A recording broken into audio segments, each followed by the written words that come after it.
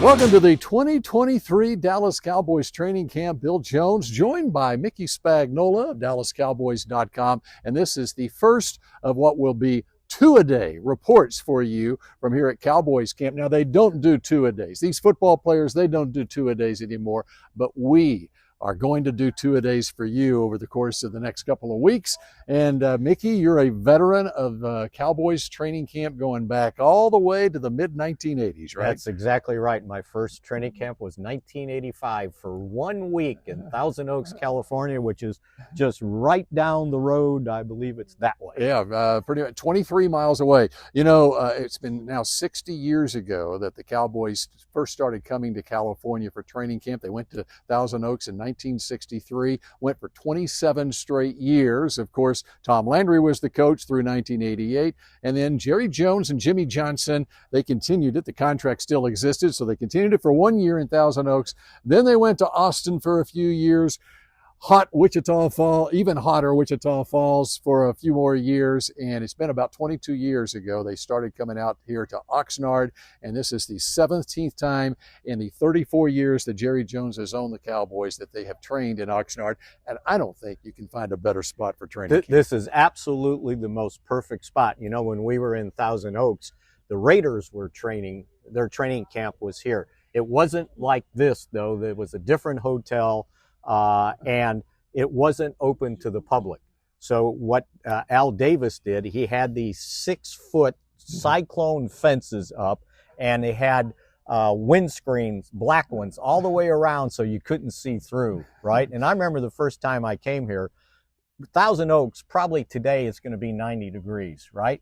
Well, here it never gets higher than like 75, 78. I think we've got a scorcher today. It's getting up to 80 degrees today for the Cowboys' first practice. So we came for an afternoon practice, and what you need to know about afternoon practices here, around 4:30, the marine layer comes in, and it drops into the 60s. Well, we showed up here with shorts and T-shirts on, and all of a sudden we froze our butts off for an entire practice watching the Cowboys practice against the Raiders. Yeah, and it will get down into the 50s at nighttime. That's why when we pack to come out here, we got to pack a whole bunch of stuff.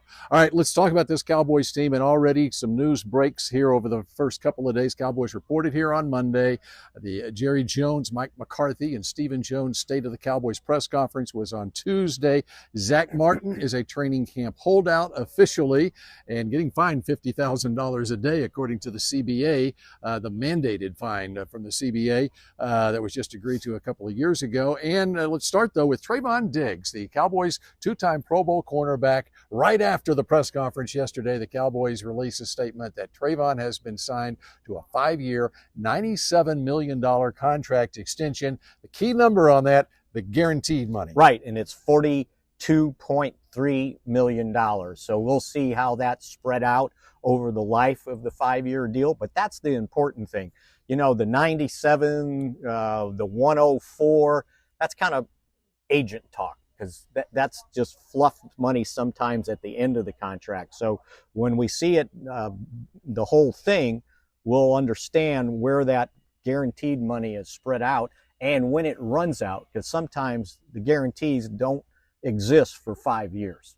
And really, you have to be like a player of the stature of Zach Martin, the consistency of Zach Martin, to reach the end of that $84 million contract that Zach signed 4 years ago. It was a 6-year, $84 million extension. He's got 2 years left on his deal. And if you look around the league, other offensive guards in this league, Zach Martin is now underpaid. I mean, if you just go by average salary per year, he's around $14 million. And the top guards in the league, including Chris Lindstrom with Atlanta, is $20 million a year. So you can understand now, going on 33 in November, that Zach is sitting there going, wait a second. The Cowboys have a whole bunch of other guys that they're younger guys that they're talking about needing to do a contract extension. What about me? So I'm guessing there's folks out there saying, you know what, I signed a 4-year contract and all of a sudden I'm underpaid.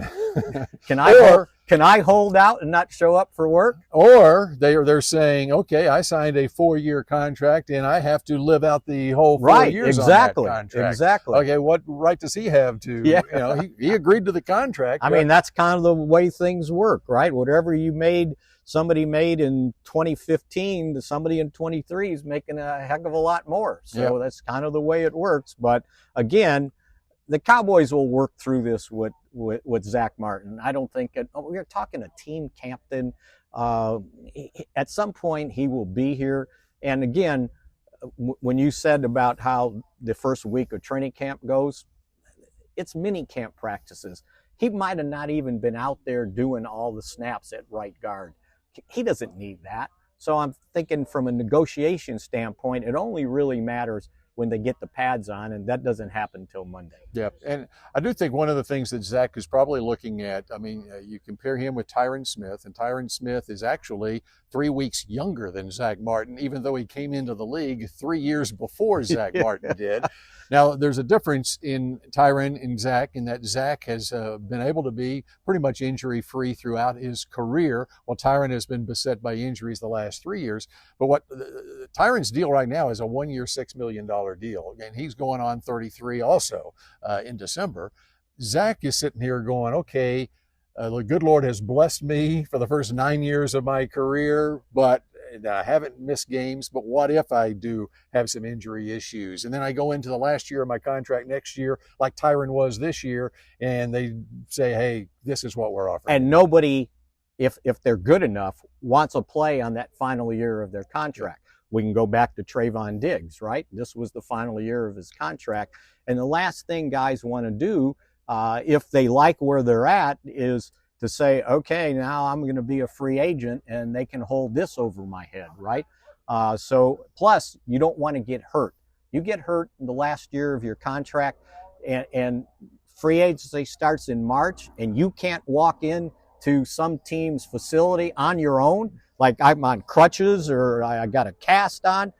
That ruins your market value. So that's why guys want to get that done before they have to start playing on that final year of their contract. All right, to get you up to speed on what's going on with the Cowboys this week. First practice Wednesday. It's a ramp-up period as mandated by that collective bargaining agreement, where teams cannot be in pads until after this 4-day ramp-up period, which will be Wednesday through Saturday, and then it's a mandated day off for the players on Sunday, and then they'll put on the pads for the first time on Monday. The opening ceremonies here in Oxnard, even though, in fact, when I got here at 7:30 this morning, there was already a line of cars outside the parking lot waiting for the parking lot gate to open to come in here. So fans will be in here at practice today, but the big crowd will be on Saturday when they have the opening ceremony. So I don't know what time you came by, but normally when we take our morning bike ride and we go that way,